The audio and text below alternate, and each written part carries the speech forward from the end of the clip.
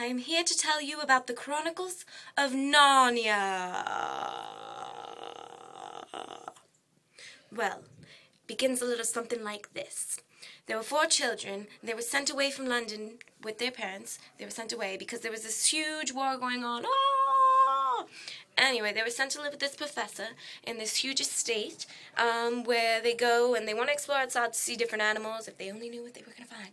But it's raining, so instead they discover inside, and they want to explore inside, and they go looking around, and then finally Lucy stumbles upon one room that's empty with only a wardrobe. Everybody else keeps on to look at better, more interesting rooms, but Lucy gets stuck on this wardrobe. She goes in, she looks at the wardrobe, she sees fur. She's a little weirdo, so she starts petting the fur and smelling the fur and getting all up in the fur, and then she goes into the closet, and of course she doesn't close the door because only a fool like Edmund will close the door. So she goes in, and then she's reaching for the back, and she doesn't feel the back, so she keeps going. And then she realizes that she's in the woods, in the winter woods, and she sees a creature who she finds to be a Finn. His name is Chronicles, and he seems to be very nice, and he brings her back to his house for tea and supper and whatnot, and he's playing his little flute, and then he actually starts breaking down crying because he admits that he was actually going to give her away to the evil witch. And the white witch, we find out, who claims to be queen just because she declares that she's human, but she's really not. She's really half of Adam's daughter and a giant, which would make Catholics roll over in their grave. But yeah, so everybody is all caught up on the fact that Lucy and her brothers and sisters, when they finally come, of course, that they are the sons and daughters of Adam and Eve, which they don't really understand, even though it's a religious reference, because they're like, hey, my mom's not Eve, and my dad's not Adam, but, you know, whatever.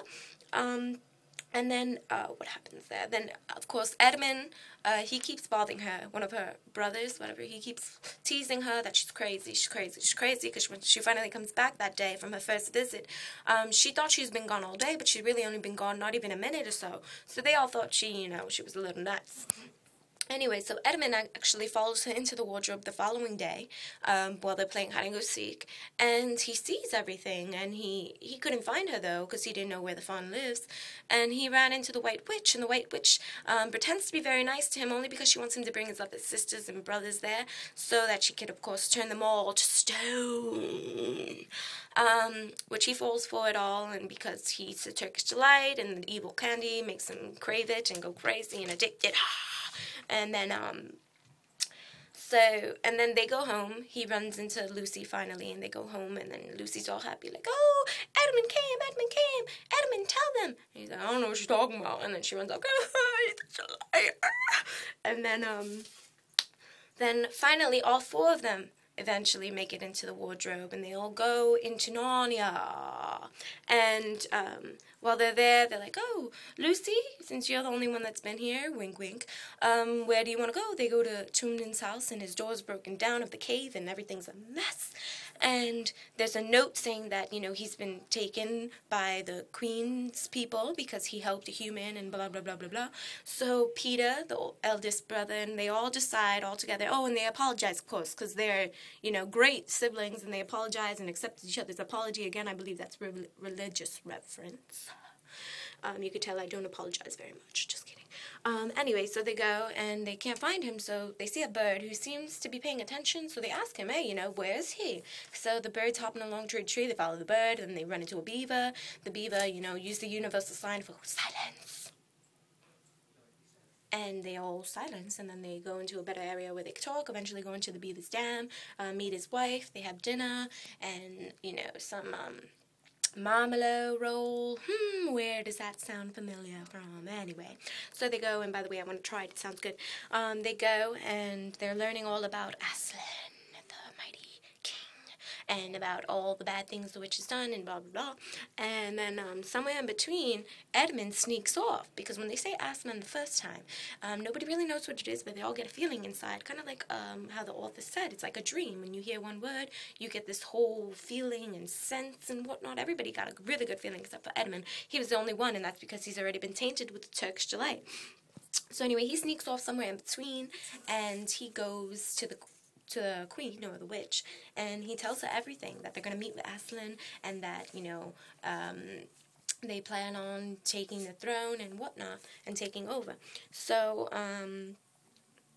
Aslan, as he nears, the spell begins to break slowly. So anyway, they realize that Edmund left, and they go running off to this underground beaver railroad, and they're hiding there overnight, whatever.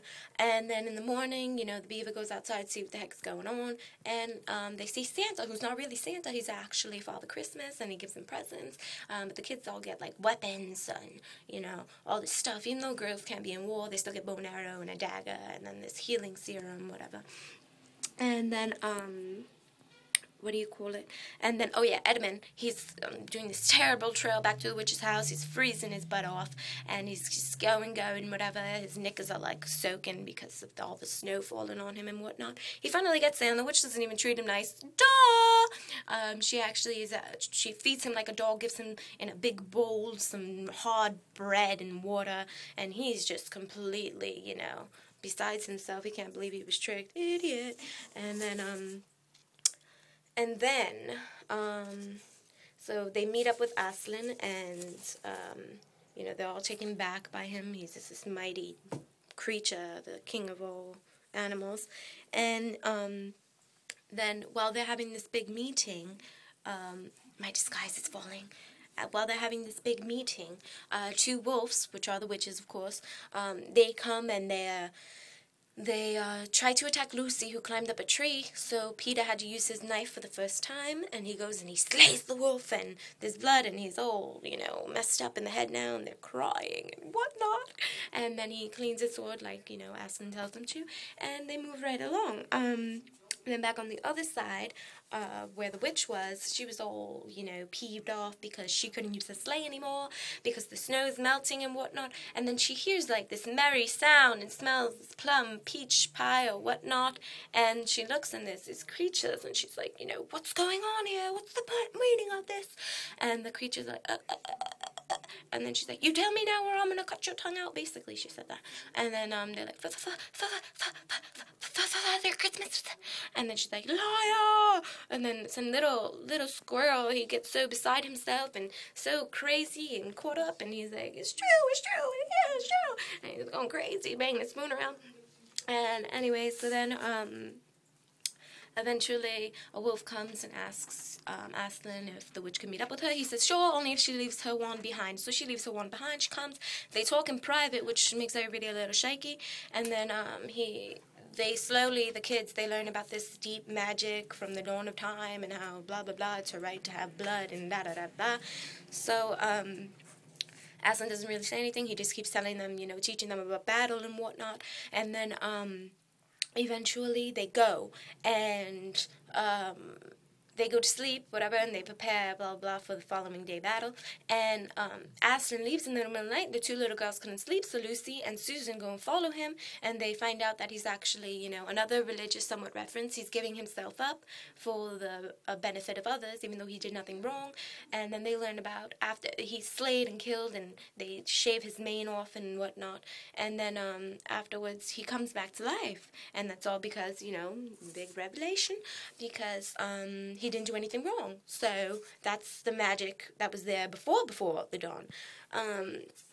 And then eventually they triumph, and like they all kill the queen and everybody and all the evil guys. And then Lucy has to use her serum on her brother, and then help everybody else. And then they go, and he blew, before that, Aslan blew on all the statues, and they all came back to life, whatever. And then, yeah, they were good. They were good. And then there was no more of this evil witch. No more. Wait, go away. Yes. So this witch gone. And then, my disguise. And then all of the little animals, where are my ears? All of the little creatures in the forest, they were all happy and whatnot. And then they became the full kings and queens of Narnia.